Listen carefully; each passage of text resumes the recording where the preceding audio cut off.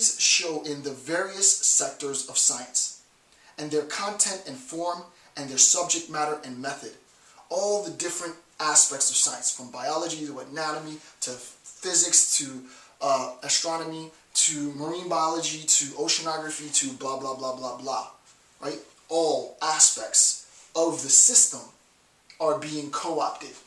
If all aspects of the system, and I know this is grandiose and this is a generalization, right? And I know it's not that severe contemporarily, but the point is, it is there. Its presence is there. The question is, how severe is the influence, right? How strong is the influence of Wall Street, if you will, on science to create new means of productions within the various disciplines of science? And what are the particular scientists and their researchers' story of having to decide between contributing to social value or giving in because of credibility, because of research, because of tenure and promotion into the means of production? Let's hear the stories. That's all that's being said, right? Nothing wrong with asking someone to tell a story. And that's basically all that I'm saying, that the movement should be doing, focusing on, we need to hear the particular stories from sort of these scientists, right? Furthermore, science as a means of production has not yet been properly applied. Understanding of the crisis of science depends on a correct theory of the present social situation, which we don't have yet. We still don't have that correct theory of the present social situation. For science as a social function reflects at present the contradiction within society. One side note, and I don't like to sort of ego stroke too much, but for me personally, and this is biased, the closest sort of articulation that I've heard, and I've read a lot, comes from really a combination of different social theorists, right? It's not the case that one social theorist is going to be able to explain how we resolve this process, which is why in this book I'm choosing so many different texts. Zizek talks about ideology, probably one of the best people to talk about it. Talk about sort of the psychological as influenced socially. Horkheimer, critique on science. Marx's critique on or description of capital and means of production.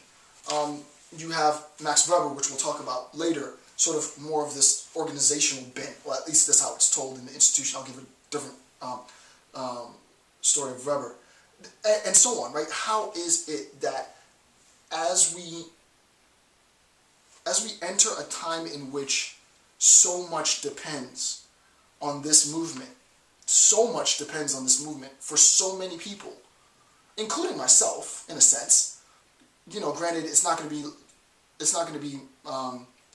death of me, but I am putting a lot on the line by sort of backing a movement I don't really know too much about, but I've been there, I've seen it, and now I'm willing to make a real substantial contribution. It's important to recognize, right, that from this we need to create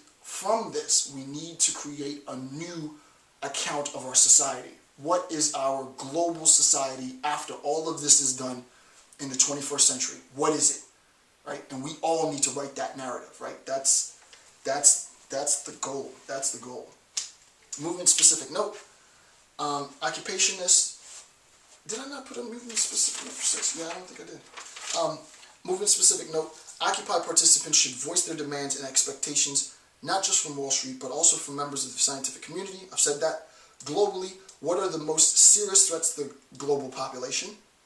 Probably sanitation of water, AIDS, famine. What needs both globally and nationally can members of the scientific community address?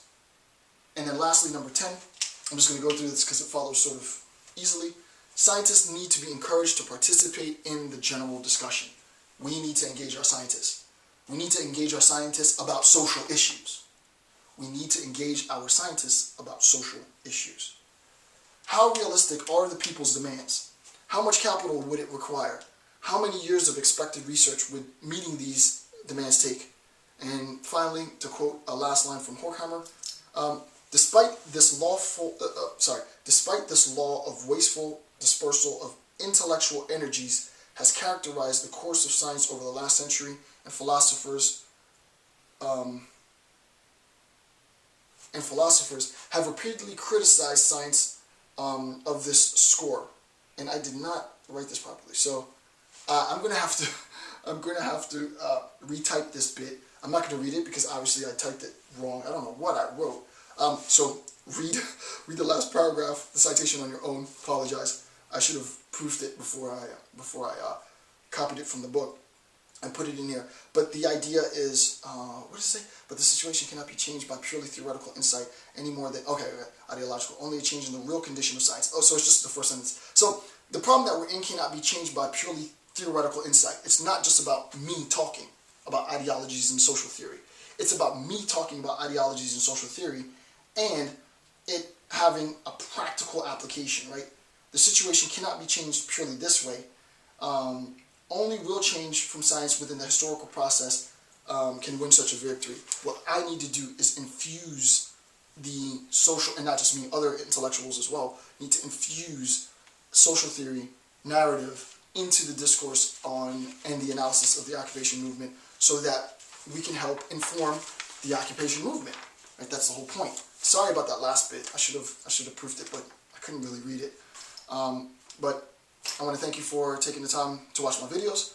That concludes section 1 of my analysis into the occupation movement and an introduction to social theory. I'm Dr. J.C. Campbell. Have a good day.